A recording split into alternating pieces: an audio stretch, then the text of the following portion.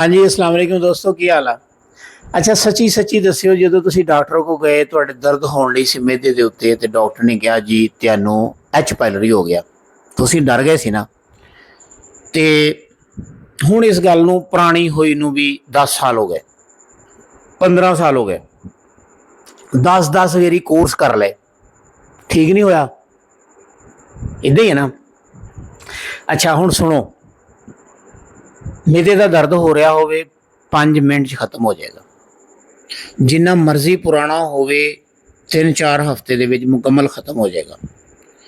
जिन्नी मर्जी किसी जगह दे उत्ते तुहाडे समझ लो कि मूँह तो लग के रैक्टम तकर पूरे एलीमेंट्री कैनाल दे विच किसी भी जगह दे उत्ते जख्म आ, ब्लीडिंग हो रही आ, अल्सर बन चुके हुए आ, रैशेज आ चुके हुए आ, इस दवाई ना ठीक होने आ। समझ आई। किसी भी जगह दे उत्ते अल्लाह ताला दे फजलो करम दे नाल इदां दी दवाई हाले तकर एलोपैथी ने दूर दूर तक भी नहीं देखी। ये मैं छोटी गल नहीं कर रहा, बहुत बड़ी गल कर रहा। जिहदा दिल करदा वो आजमावे, आजमा के ते देखे, इंशाअल्लाह ताला कदी भी मायूसी नहीं होएगी। ठीक है जी।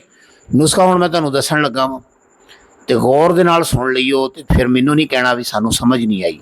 ठीक है। तो सब तो पहले तुसीं उस नुस्खे दे विच लैनी है सौंफ, ये लैनी तुसीं 50 ग्राम।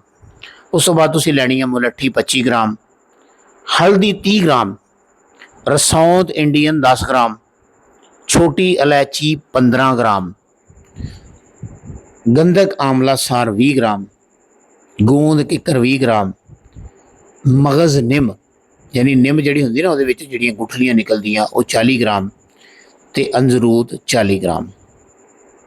नुस्खा मैनू ज़बानी भी याद है, लेकिन मैं देख के इस वास्ते तेन लिखवाया कि कितने गलती ना लग जाए। ठीक है। इहदा 00 का कैप्सूल बनाना, पाउडर बना के चंगे तरीके दे नाल 1 ग्राम का कैप्सूल खाना खाण तो पहले सुबह दोपहर शाम पानी दे नाल। ठीक है जी। दर्द भी हट जू, जलन भी हट जू, खारिश भी हट जू, सोजिश भी हट जू, वरम भी हट जू, सब कुछ ठीक हो जाएगा इंशाअल्लाह ताला, अल्लाह ताला दे फजलो करम दे नाल। मेरे यूट्यूब के चैनल को सबसक्राइब कर लो। ठीक है। टिकटॉक के अकाउंट में फॉलो कर लो, फेसबुक के पेज में फॉलो कर लो, तो कमेंट करके दसो कि ਜਿਹੜੀਆਂ चीज़ां ਅਸੀਂ ਤੁਹਾਨੂੰ ਦੱਸਦੇ ਹਾਂ ਤੁਸੀਂ ਇਹਨਾਂ ਤੋਂ फ़ायदा चुक पा रहे हो कि नहीं। तो दूसरे नंबर पर यह दसो कि साड़ी वीडियो ਤੁਹਾਨੂੰ किदां ਦੀਆਂ लग रही, तो सदका जारिया वास्ते शेयर कर दो। तो नंबर नोट कर लो 037914 376 77। ये नुस्खा बनया होया भी मिल सकता, व्हाट्सएप करके रबता कर सकते हो। ठीक है। तो क्लीनिक एड्रैस नोट कर लो, दूसरा मेन बाज़ार मानटोन 66 धांधरा चंग रोड फैसलाबाद। जुमे वाले दिन छुट्टी होंगी है सुबह 9 बजे तो लैके शाम 6 बजे तक। ठीक है जी। अल्लाह हाफिज़।